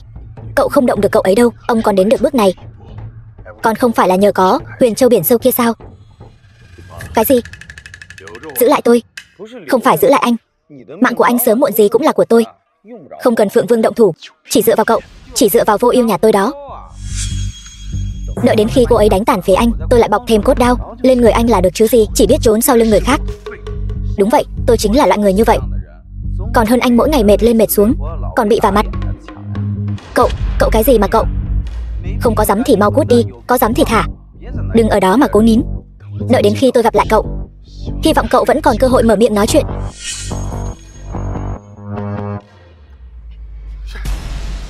Cuối cùng cũng đi rồi. Cái thằng nhóc thối tha này. Lúc nãy tôi thấy cậu khiêu khích Diệp Trinh, không phải rất ngông cuồng sao? Bỏ mạng còn cứng miệng nữa. Không phải, chủ yếu là cái mặt của anh ta quá đáng ghét. Tôi thật sự là không nhịn được. Hôm nay cảm ơn Phượng Vương tương trợ. Chuyện nhỏ, không đáng nhắc đến. Xem như trả lại nhân tình Huyền Châu biển sâu cho cậu đi. Dù sao không có nó, tôi cũng không đột phá được đến bước này. Đây đâu phải là chuyện nhỏ. Tính cả hôm nay, ông đã cứu ta 2 lần rồi. Năm đó nếu không có ông, tôi đã sớm bỏ mạng trong tay sát thủ rồi. 2 lần, năm đó. Cậu chính là cái người năm đó Vô Ưu vô tình gặp và đã cứu mạng. Đúng, nếu không phải Vô Ưu đưa cái dây chuyền này cho tôi xem, tôi thật sự là không nhớ ra. 2 đứa nhóc các người thật là có duyên đó. Đúng rồi, Vô Ưu bây giờ thế nào rồi? Khôi phục không tệ chứ? Không phải cô ấy đã ăn Thiên Sơn Tuyết Liên rồi sao? Cảm giác thế nào? Tình trạng của Vô Ưu không được lạc quan lắm. Tại sao? Phượng Vương điện hạ, Vô Ưu không phải đã khỏi hẳn rồi sao? Tại sao vẫn còn hôn mê bất tỉnh vậy? Còn không phải là vì sự phù phiếm và lợi ích của con người sao? Thật ra thì đóa Thiên Sơn Tuyết Liên của Hàn gia cũng không phải là 100 năm, chỉ có 99 năm 300 ngày thôi. Hàn gia lại dám khai gian Thiên Sơn Tuyết Liên. Cũng chính vì như vậy, vết thương của Vô Ưu vẫn chưa lành hẳn. Sao lại chưa lành hẳn?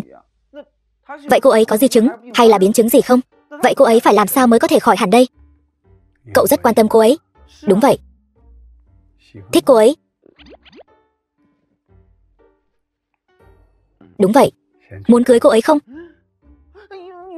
Ông nói gì vậy? Người ta không vì một cái cây mà từ bỏ cả khu rừng đâu. Thằng nhóc thối. Không phải, Điện hạ Phượng Vương. Ông nghiêm túc như vậy làm gì? Tôi nói đùa thôi. Vô Ưu là một thiên tài võ thuật hiếm có. Thiên phú của cô ấy thậm chí còn cao hơn tôi. Mặc dù bây giờ cô ấy bị thương rất nặng, nhưng cũng đến lúc cô ấy đột phá và làm lại. Ông cứ nói thẳng đi. Cần tôi làm gì? Nhà buôn dược liệu lớn nhất Trường Bạch Thẩm gia, hàng năm vào mùa này đều có được và buôn bán một số dược liệu cực kỳ quý hiếm. Trong đó có một thứ tên là Thiên Kê Quả, cũng chính là dược liệu mà Vô Ưu hiện tại cực kỳ cần.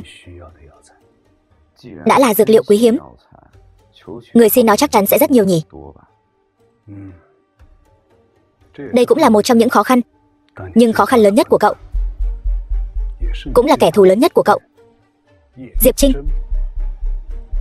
Ý của ông là Diệp Trinh cũng cần Thiên Kê Quả? Đúng. Diệp Trinh trước đây lấy mạng cậu không thành, bị ép rời đi rồi. Đây cũng là cậu ta tự mình động thủ nắm giữ thần thám Hoa Thiên Nga. Cũng chính vì như vậy, tâm cảnh của cậu ta đã có sự dao động. Vậy cũng có nghĩa là tâm cảnh của anh ta phải đập đi xây lại. Này nhóc con, cậu tổng kết rất tốt đấy. Phải nói là ngoại trừ Trung ương Kỳ Lân Vương ra, trong mấy tứ phương vương chúng ta đây, thì Diệp Trinh này cậu ta trẻ nhất, tư chất cũng tốt nhất. Người như anh ta không thể nói như vậy được. Trước đây cậu ta cũng một lòng vì nước, nếu không thì làm sao cậu ta có thể trở thành Long Vương được. Chỉ là khi cậu ta là Long Vương còn quá trẻ, trải qua quá ít khó khăn, nên dần dần lạc lối trong quyền lực. Vậy Trường Bạch lần này ông đi? Tôi đi cái quái gì? Tôi đi thế nào? Tôi đi, cậu đến giúp tôi chỉ huy vệ binh Chu Tước đi. Được. Ông lúc nào cũng không biết đùa.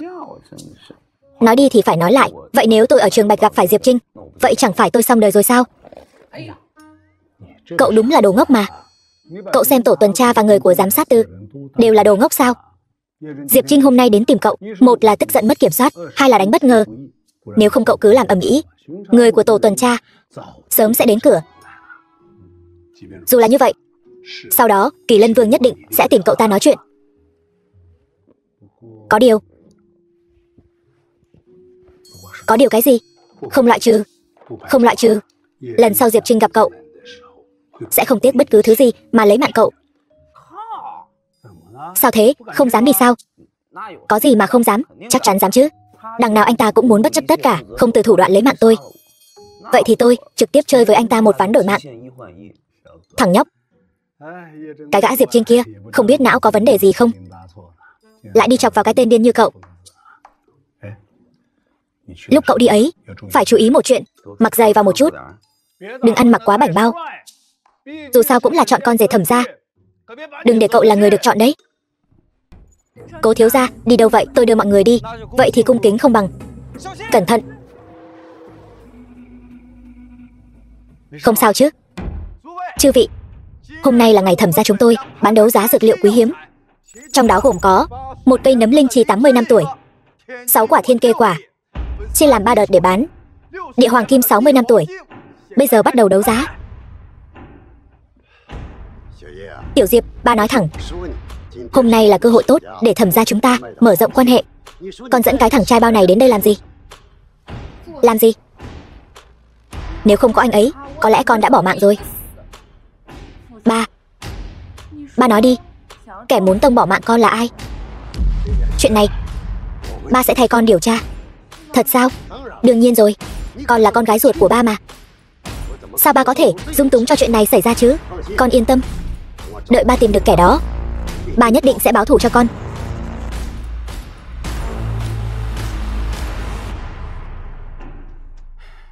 Là ông ta sao? Tôi hy vọng không phải. Nhưng còn nữa, chuyện hôm nay, xin lỗi, đã chọn hợp tác rồi. Cùng đồng minh trải qua những chuyện này là chuyện hết sức bình thường. Còn cô thì sao? Đã hạ quyết tâm chưa? Đã quyết định rồi thì vậy chúng ta bắt đầu thôi. Tôi tuyên bố phiên đấu giá dược liệu vừa rồi hủy bỏ. Cố Thiệu Đình, Để cậu tham gia buổi đấu giá của Thẩm gia hôm nay là vinh hạnh lớn của cậu. Cậu tưởng cậu là cái thá gì? Dám làm can ở Thẩm gia tôi. Gia chủ Thẩm gia, Thẩm Thiên Đông lão tiên sinh.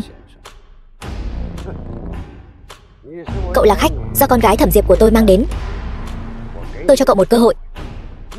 Trong vòng 1 phút chứng minh cậu không phải đang nói bừa. Nếu không thì không vấn đề gì. Đây là hợp đồng tôi vừa ký với cô Thẩm Diệp. Tất cả dược liệu quý giá của buổi đấu giá hôm nay tôi mua hết. Cậu mua hết. Tiểu Diệp, xem ra con thật sự đã đủ lông đủ cánh rồi. Chuyện kinh doanh dược liệu của Thẩm gia bây giờ con đều có thể toàn quyền quyết định sao? Tôi tuyên bố hợp đồng vô hiệu.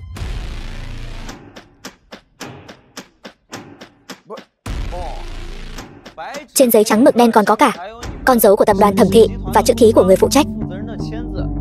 Ông nói vô hiệu là vô hiệu sao? Sao ông không nói tiền trong ngân hàng đều là của ông đi? Tôi là gia chủ của Thẩm gia. Chuyện này tôi còn không quyết định được sao? Nhưng sao tôi nghe nói người có thể quyết định ở Thẩm gia là con gái Thẩm Diệp của ông cơ mà. Đây chính là lý do ông muốn lấy mạng cô ấy đúng không? Ăn nói hàm hồ. Người đâu, lôi cậu ta ra ngoài cho tôi.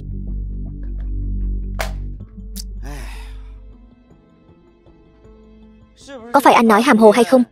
Gia chủ Thẩm gia tự mình biết rõ trong lòng chứ. Cậu nói vớ vẩn gì đó. Cậu điên rồi.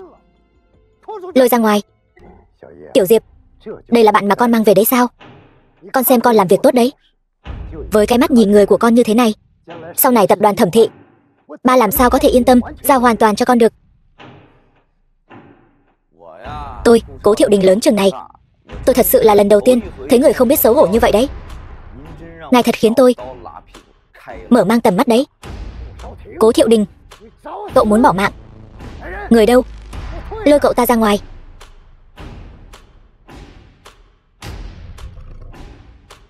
Tiểu Diệp, con, ông không xứng gọi cái tên này. Ba là ba của con. Con, nói tiếp đi. Có phải ông muốn nói ông là ba cô ấy? Sao cô ấy lại nhắm vào một người ba lấy mạng con gái như ông? Đúng không? Tiểu Diệp, ba, tôi đã nói rồi, ông không xứng gọi cái tên này. Từ giây phút ông lấy mạng mẹ tôi, ông vĩnh viễn không xứng. Tiểu Diệp, con biết mà, vị thế của con trai trong các đại gia tộc, đặc biệt là Thẩm gia của chúng ta, bà đường đường là gia chủ của Thẩm gia. Nhưng mẹ con lại chỉ sinh được mỗi mình con. Con bảo ta phải làm sao đây? Ai bảo mẹ con, bà ta, ai bảo mẹ tôi sinh xong tôi rồi thì không sinh nữa có phải không? Mở to mắt của ông ra mà nhìn cho rõ.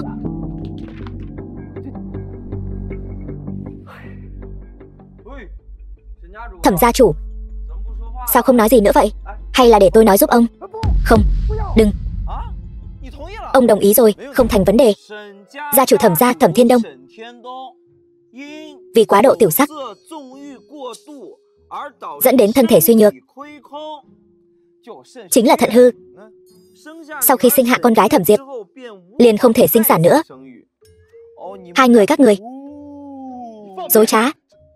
Chuyện này không thể nào. Đồ ngốc. Sao lại không thể nào chứ? Cậu có điểm nào giống lão gia tử của cậu? Tôi không phải nhắm vào ai cả. Cậu cũng sẽ không. Đầu óc cũng di truyền rồi. Xem ra cậu mới là người bị hại kia. Cậu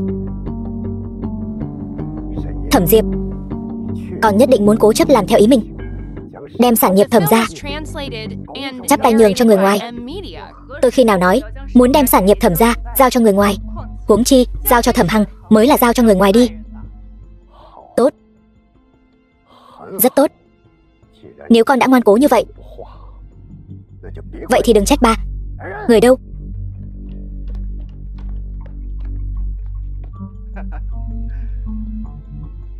Thẩm Diệp, bây giờ hết đường rồi chứ gì.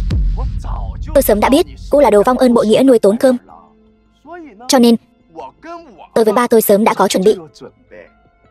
Còn không mau quỳ xuống xin lỗi. Cậu không phải người Thẩm gia, không có tư cách ở đây phát ngôn. Cô quan tâm tôi phải người Thẩm gia không làm gì. Ông ta chính là ba ruột của tôi. Cô chỉ cần biết Cô Thẩm Diệp, hôm nay cô xong rồi. Các vị, thật sự xin lỗi, hôm nay tiểu nữ ở đây làm mất mặt rồi. Đợi sau khi buổi đấu giá kết thúc, Thẩm gia tôi lại sắp xếp lại. Mong các vị nể mặt.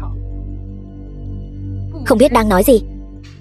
Hôm nay rốt cuộc là ai để mọi người chê cười Thẩm gia? Câm miệng. Cái đồ nghịch nữ này còn dám cãi lời. Người đâu? Lôi xuống.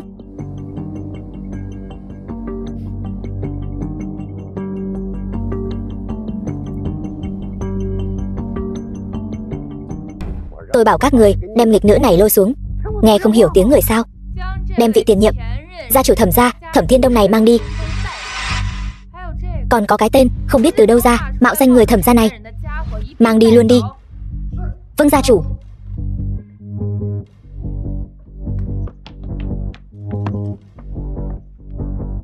Tại sao chứ? Vì sao muốn phản bội Thẩm gia?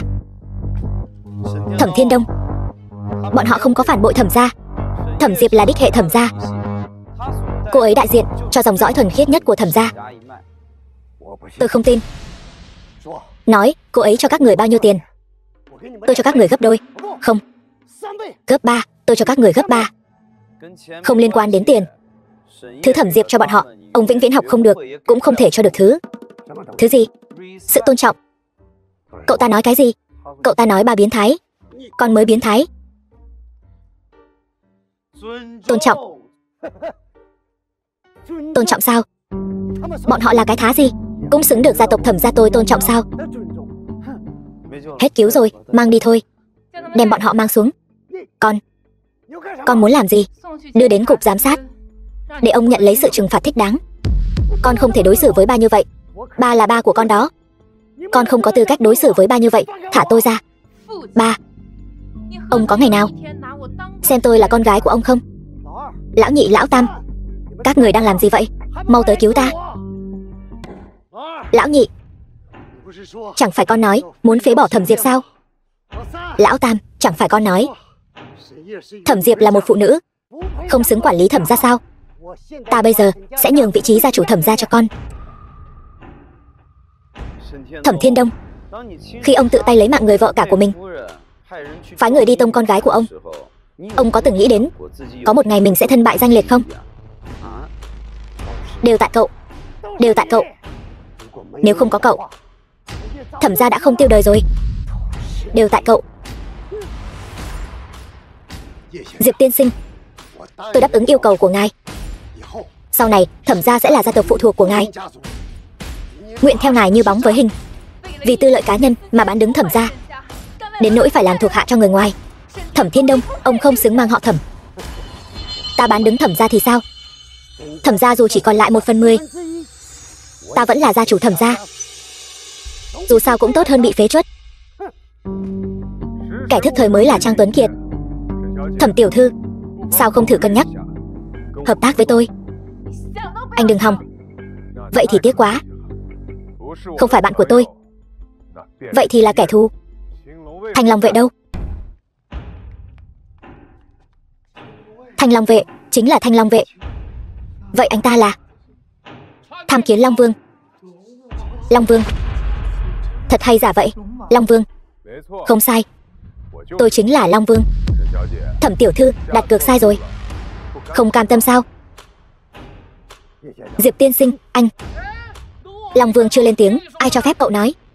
Diệp Trinh, anh nói lớn tiếng lên chút, tôi nghe không rõ. Dây thanh quản để quên ở nhà rồi sao? Thấy cô cũng là một nhân tài, có thể cho cô cơ hội thứ hai. Phế một tay của cậu ta, hôm nay cô có thể sống. Tôi từ chối.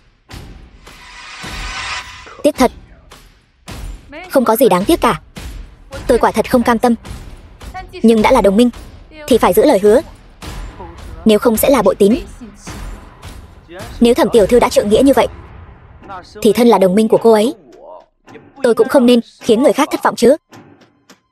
Vậy nên, tiểu Diệp tử, anh muốn tự cút ra ngoài, hay là muốn bị người ta ném ra ngoài? Chiêu trò cũ dích, cậu tưởng rằng sẽ thành công sao? Cậu thông báo cho người của tổ tuần tra, đội giám sát kia sao? Vì sự cố không đến được nữa rồi, vì xe đều bị hỏng cả rồi. Chuyện này mà cũng bị các người biết được. Tiểu Diệp Tử, anh có não rồi sao? Đúng là mỗi thất bại là một bài học đấy. Nhưng anh thật sự cho rằng chỉ bằng đám sâu xanh này mà có tác dụng với tôi sao? Cậu lại muốn làm gì?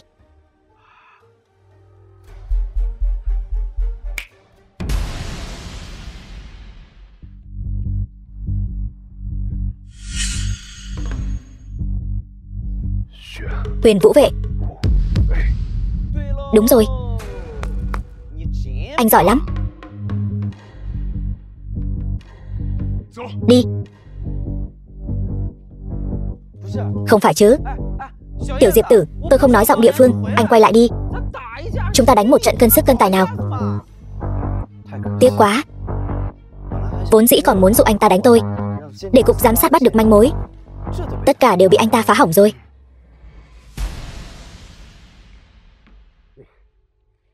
Các người không có chứng cứ, các người không thể bắt ta. Chúng tôi sẽ không hàm oan một người tốt, cũng sẽ không bỏ qua một kẻ xấu. Đưa đi.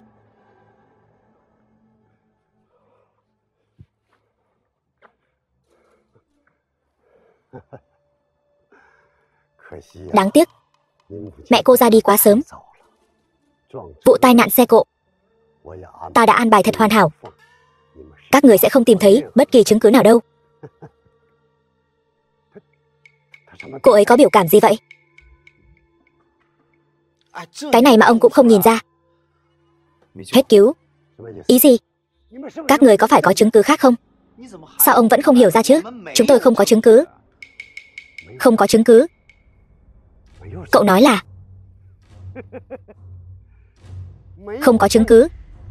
Không có chứng cứ thì ta không sao rồi. Có những lúc biết đáp án rồi thì chứng cứ cũng không quan trọng nữa. Đưa đi thôi. Thẩm Thiên Đông trên đường đến cục giám sát đột nhiên lên cơn đau tim. Tôi làm đấy. Ông ta động vào người của tôi sẽ không bỏ qua cho ông ta. Cô là đồng minh của tôi không hy vọng vì chuyện này mà chúng ta lại sinh ra hiềm khích. Cho nên phải nói rõ ràng. Nếu sau này cô cũng gặp phải tình huống như vậy, tôi cũng sẽ làm như vậy. Cố Thiệu Đình, anh tuyệt đối đừng coi người khác là kẻ ngốc. Lời này là sao? Anh biết rõ tôi nhất định sẽ lấy mạng tên khốn đó. Anh thay tôi ra tay trước, chỉ là không muốn tôi mang tội lấy mạng ba. Thật sự không phải, tôi chỉ là muốn báo thù cho bản thân thôi. Tôi nợ anh một ân tình.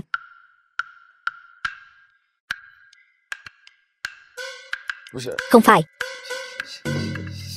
Bây giờ trả sao?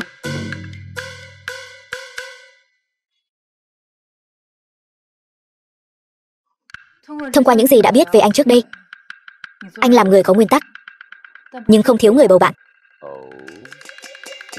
Vậy bây giờ thì sao? Anh bây giờ luôn khiến người ta có cảm giác cô độc. Cô độc. Vậy thì anh có đang một mình không?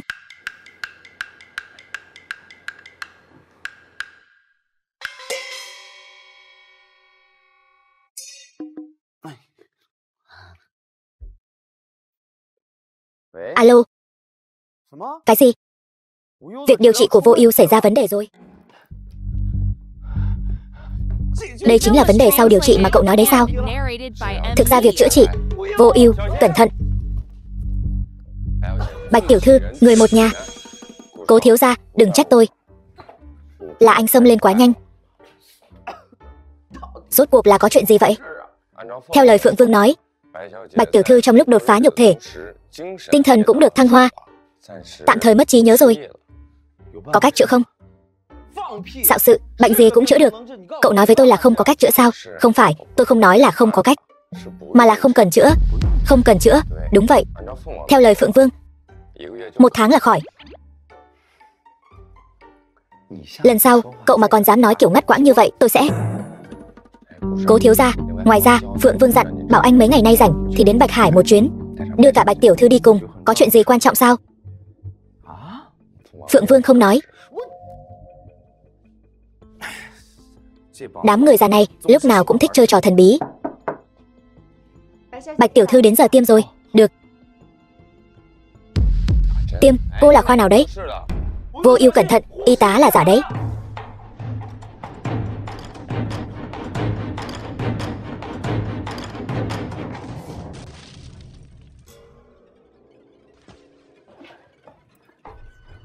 Nói, ai phái cô tới? Nhiệm vụ của tôi đã hoàn thành rồi. Ai phái cô đến nói đi, không được bỏ mạng. Không cần hỏi nữa. Cô ta là tử sĩ. Vô Ưu, cô không sao chứ? Cái lưng giả của tôi. Nhìn gì mà nhìn? Người cậu tuyển sao?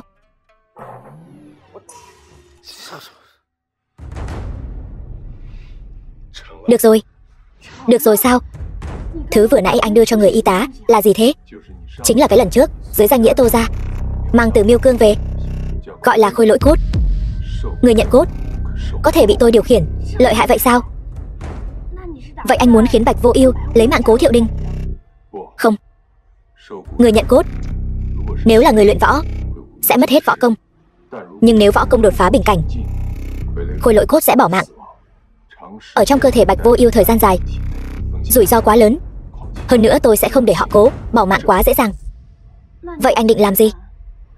Để khôi lỗi cốt theo dòng kim huyết luân chuyển sang người họ Cố. Đến lúc đó chúng ta sẽ... Đau bỏ mạng tôi rồi. Chậm thôi. Cái lưng giả của tôi.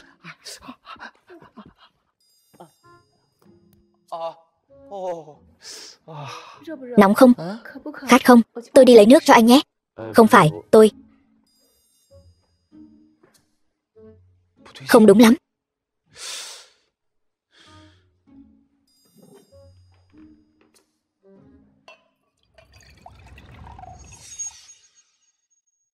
Cô ấy rót rượu vang. Lẽ nào cô ấy muốn? Không thể nào.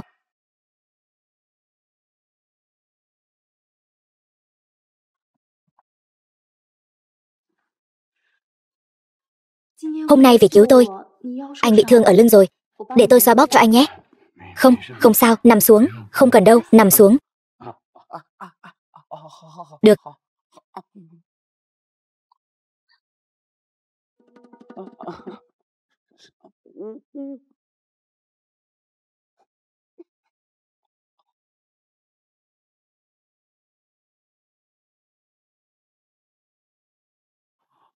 Thật thoải mái. Không đúng. Có phải cô đang thử tôi không? Có phải cô muốn đánh tôi nhưng không có lý do gì cả? Tôi nói cho cô biết tôi không tiếp nổi kiểu thử thách này đâu. Cái này mới chỉ là bắt đầu thôi.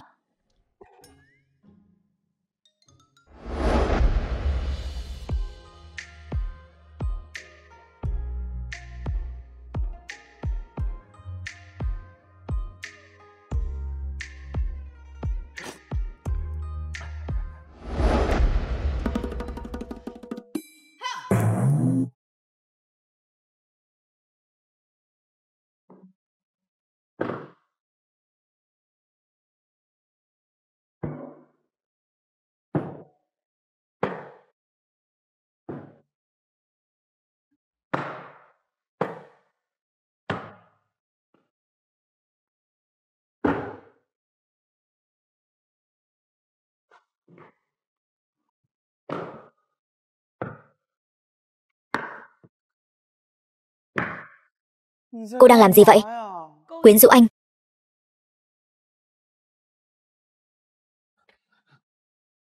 Chẳng lẽ anh không được sao? Rốt cuộc cô muốn làm gì? Đừng mà, đừng mà, đừng mà. Vô Ưu, để tôi nói một câu. Cô chậm một chút. Tôi còn chưa chuẩn bị xong, tiến độ của chúng ta nhanh quá rồi. Bây giờ, tôi còn chưa có khả năng chịu đựng về mặt tâm lý. Không được.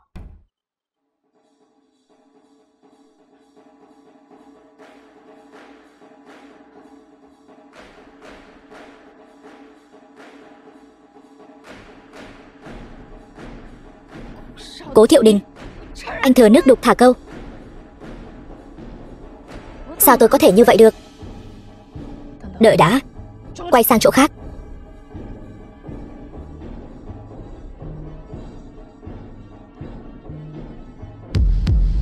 Khôi lỗi cốt.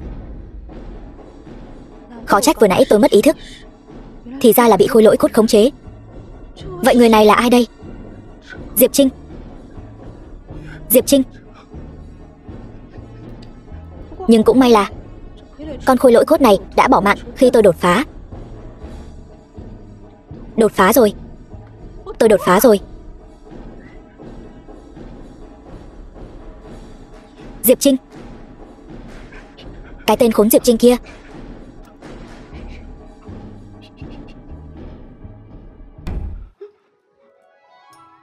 Chuyện hôm nay nếu mà nói ra ngoài, coi chừng cái lưỡi của anh.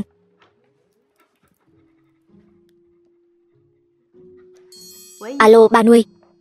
Con đột phá rồi. Vâng, là anh ta. Hôm nay khi con đột phá, phát hiện trong cơ thể có một con khôi lỗi cốt. Chắc là do cô y tá kia hạ.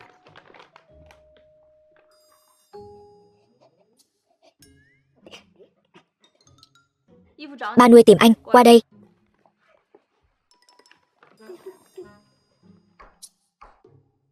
Thằng nhóc nhà cậu mà phụ lòng vô ưu thì coi chừng ta sẽ cho cậu biết tay. Alo, Cố Thiệu Đình, nói gì đi. Nói gì đi chứ. Vô ưu tu vi đột phá, hơn nữa lại là người của Bạch gia, ước chừng rất nhanh sẽ được trao Bạch Hổ bài, trở thành người kế nhiệm Bạch Hổ trấn thủ. Cố Thiệu Đình, sao cậu không nói gì vậy?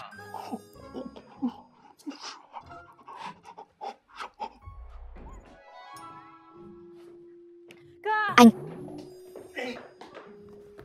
nói nhận được tin tức giống như anh nghĩ. Đào Văn Hiên trên đường về nha môn trấn thủ bị người ta lấy mạng rồi. Bỏ mạng còn sớm hơn kiếp trước. Có điều lần này, trước đó hắn đã tích lũy rất nhiều vấn đề. Lần này Đào Văn Hiên vừa bỏ mạng, con đường của hắn cũng đến đây là hết. Dù sao cũng là người của Kỳ Lân, nói lấy mạng là lấy mạng ngay, thật là mất trí rồi. Kẻ điên không kiêng nể gì mới đáng sợ nhất. Chúng ta phải cẩn thận đó, cô nói đúng. Tiểu Vân, thông báo xuống dưới, tăng cường an ninh. Vâng. Ngoài ra, lão gia Tô tìm được bác Cố. Họ có vẻ đăng ký một hợp đồng chuyển nhượng tài sản. Trời đất, lão già điên rồi. Chờ đã. Thiệu Đình, Cố Bình An, gia chủ Cố gia. Sao con lại đến đây? Lão già, nếu con không đến đây thì ba đã bị người ta lừa, còn giúp người ta đếm tiền nữa. Thằng nhóc tối tha, ba con lăn lộn bao nhiêu năm nay, còn bị người ta lừa chắc. Còn lăn lộn phong trần, tập đoàn Cố thị kiếp trước chẳng phải đã bị lừa mất như vậy sao? Bác Tô, bây giờ đang trước mặt phóng viên, ông có thể giải thích nội dung ký kết được không? Cái này đơn giản thôi. Đây là tập đoàn Cố thị các người bỏ một phần vốn thu mua toàn bộ xí nghiệp của Tô gia. Xí nghiệp? Lần trước hình như không phải nói như vậy mà. Cháu trai, cậu có ý gì? Nếu tôi là kẻ địch, tôi sẽ đem toàn bộ tài sản đi thế chấp, sau đó lừa kẻ địch tiếp nhận toàn bộ xí nghiệp của tôi. Đến cuối cùng, tiền tôi lấy được, nợ để lại cho kẻ địch. Hoàn mỹ. Cháu trai, cậu thật biết nói đùa. Ai đùa với ông?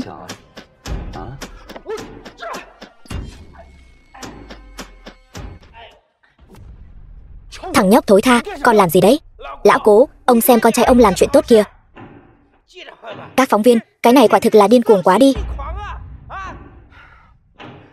Được rồi, lão già, con biết ba lo lắng cho con. Con sợ chuyện này vỡ lở ra, truyền thông lại chửi con. Ba yên tâm đi, lát nữa con sẽ khiến truyền thông khen con hết lời. Ba chờ xem con có bản lĩnh gì. Lão già, ông thật sự nghĩ tôi đang đùa với ông? Mở to mắt ra mà nhìn xem, trong hợp đồng này cài bao nhiêu cái bẫy hả? Cố thiếu, hợp đồng tôi đích thân xem rồi, không có bẫy.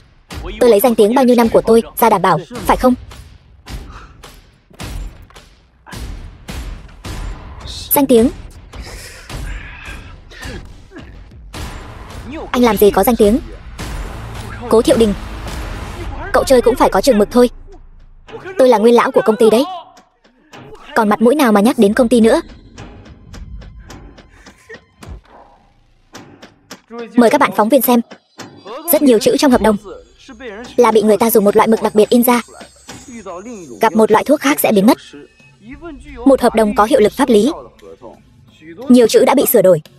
Luật sư Nghiêm, anh nói cho tôi biết, Ý nghĩa cuối cùng của hợp đồng này có giống như trước đây không?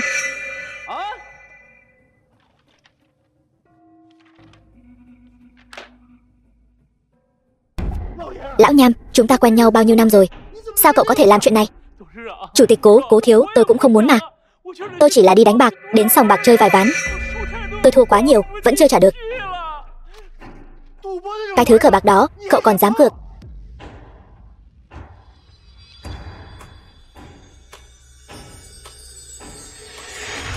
Bác Tô, chuẩn bị đi đâu đấy?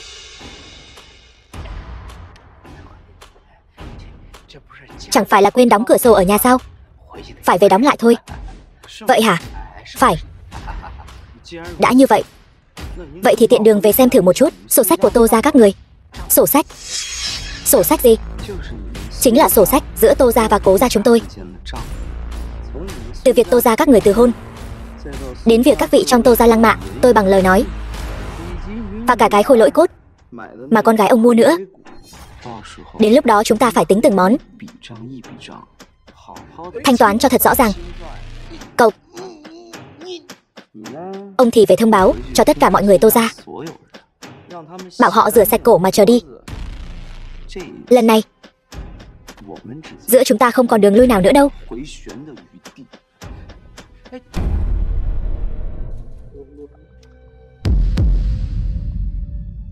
Chụp nhanh, chụp nhanh, tè ra rồi. Đại lão gia mà lại tè ra.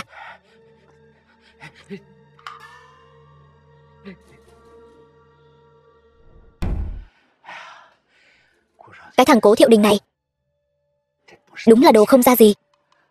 Ba, nó đây là muốn lấy mạng người diệt khẩu mà. Nhà chúng ta đời đời cứu giúp Cố gia, sao lại đến bước này rồi? Sao đến nỗi này chứ? Đúng vậy, sao đến nỗi này chứ? Ai bảo không phải chứ? Cố Thiệu Đình, cậu bình tĩnh lại đi. Các người trốn đến đây khiến tôi tìm mãi mới thấy. Liên quan gì đến cậu? Cố Thiệu Đình, cậu là thằng nhóc tôi nhìn từ bé đến lớn. Tôi cho cậu lời khuyên, cho cậu cơ hội. Chỉ tiếc là cậu chẳng hiểu gì về chân tình cả. Không sai. Lão gia Tô, bây giờ ông nói những lời này có phải là hơi muộn rồi không? Cố Thiệu Đình, đừng có mà lại gần đấy. Tôi nói cho cậu biết, Cố Thiệu Đình, chồng của Tiểu Giao là Long Vương. Tôi nói cho cậu biết. Sợ rồi chứ gì? Muộn rồi, bác Tô. Quần của bác vẫn chưa thay kìa. Tôi thấy vẫn còn mùi khai đấy. Hơi có mùi. Cố Thiệu Đình, cậu. Được rồi. Còn Diệp Trinh đâu? Bảo hắn ra đây, tìm hắn nãy giờ. Diệp Trinh. Người đâu, Diệp Trinh? Ra đây đi, Diệp Trinh. Tham kiến Long Vương.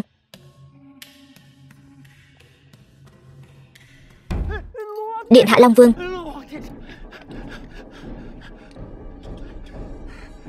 Cố Thiệu Đình, cậu dám gọi Long Vương bằng tên thật, cậu bỏ mạng không tiếc.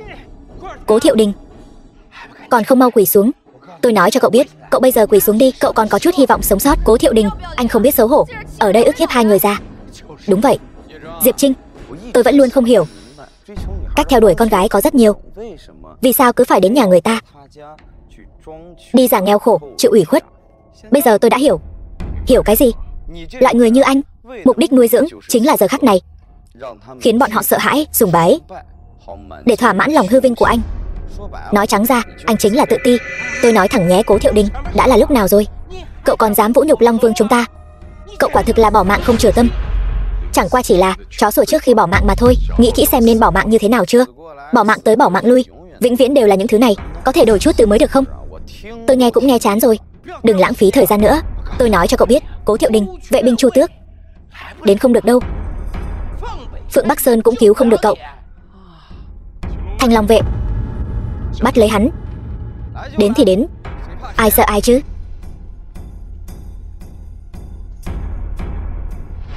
Kỳ Lân vệ. Không sai, chính là Kỳ Lân vệ. Vì sao? Vì sao Kỳ Lân vệ lại bảo vệ cậu?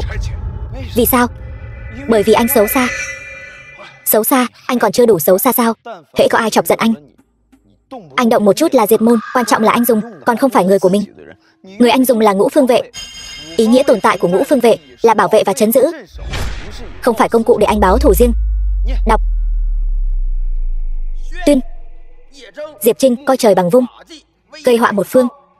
Bây giờ tước đoạt Thanh Long tôn vị, trở về nha môn Kỳ Lân Vệ thụ hình. Nhanh, hắn không phải Long Vương nữa rồi.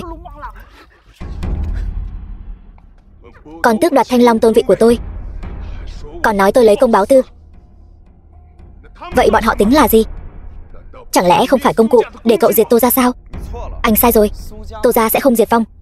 Bọn họ chỉ bị Kỳ Lân Vệ đưa đến cục giám sát, chịu sự trừng phạt thích đáng mà thôi. Thật là một kỳ lân tốt. Thật đúng là tận dụng hết khả năng. Thế hệ mới trưởng thành, tôi liền vô dụng sao? Đây đều là lý do các người muốn hắn thay thế tôi. Đừng hòng. Long Vương, anh sai rồi. Từng là một anh hùng, hộ quốc có công. Đáng tiếc anh bây giờ chìm đắm trong quyền lực và dục vọng.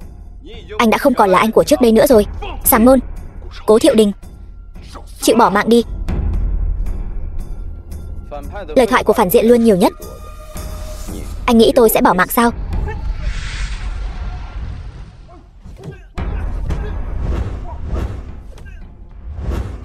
Diệp Trinh.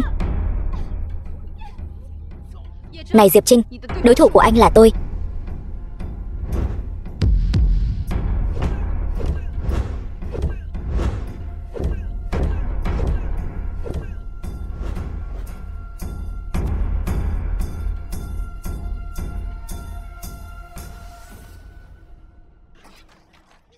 Không sao chứ? Diệp Trinh, trói tay chịu trận đi. Cố Thiệu Đình, ngày tôi trở lại chính là ngày đầu cậu rơi xuống đất. Đại ca, tôi không động tay mà. Cố thiếu, thứ anh cần đã chuẩn bị xong. Đại nhân, đây là tất cả chứng cứ phạm tội của Tô gia, giao cho các người. Yên tâm đi. Công bằng, công chính. Tiểu Tình, sau này sản nghiệp của Tô gia sẽ là của cô. Cảm ơn Cố tổng. Diệp Trinh, anh không còn là Long Vương nữa. Chuẩn bị tiếp nhận sự trừng phạt thích đáng đi.